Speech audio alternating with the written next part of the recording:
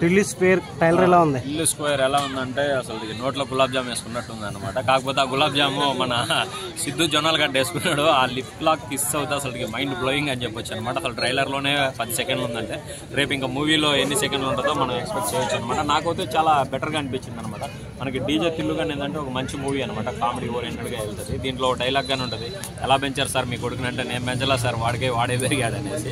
అది డైలాగ్ అయితే చాలా బాగున్నాయి. ఇంకోటి లేడీస్ గురించి చెప్తాడు, అంతా రాధికక్కల బుట్టల మీద నుంచి లెన్స్ వేసుకొని చూస్తుంటారు, బక్రాగాళ్ళు ఎవరుంటారా. ఈ డైలాగ్ ఏంటంటే చాలా బాగుంది. ఏంటంటే అమ్మాయిలు ఎక్కువగా అలానే ఇప్పుడు మోసం చేస్తున్నారు అనమాట. మేకప్ వేసుకొని ముచ్చిపారు మొక్కుతున్నారు.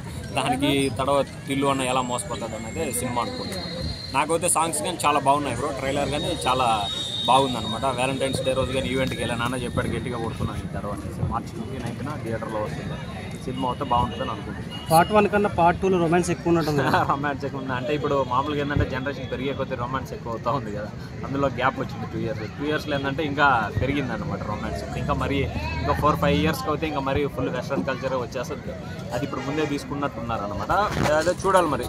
సిద్ధు జొన్నలు గట్ట ఏంటంటే 2 ఇయర్స్ నుంచి కష్టపడుతున్నారు ఒకే మూవీ పైన కాన్సన్ట్రేషన్ పెట్టి. చాలా స్టోరీలు వచ్చినా కానీ వినకుండా దీన్నే ఏంటంటే మంచిగా హిట్గా తీయాలని చూస్తున్నాను అనమాట. ఆల్రెడీ మార్క్ గాని వచ్చింది. డీజే తిల్లు అని ఒక బ్రాండ్ ఉంటుంది కదా, మనోడికి స్టార్ బాయ్ అని కానీ బిరుదు అనేది కానీ వచ్చింది అనమాట. చూడాలి. ఢిల్లీ స్క్వేర్కి అయితే మోస్ట్లీ ఎగ్జాక్ట్గా వెయిటింగ్ చేస్తాం. 2 బెటర్ అనిపిస్తుంది అని అనుకుంటున్నాయి. ఏంటంటే డైలాగ్స్ కానీ కొంచెం డిఫరెంట్గా ఉన్నాయి, ఆపోజిట్లో ఉన్నాయి. అంటే నార్మల్ కామెడీ మన ఫ్రెండ్స్ మధ్యలో ఎలా ఉంటుందో గట్టిగానే తగులుతుంది. డైలాగ్ గానే ఉంది కదా, అనపమ బై గుణపమ అని. గుణపంతో ఎక్కడ పొడిచిందో తెలియలేదు అనమాట. అది చూడాలన్న. Okay, thank you.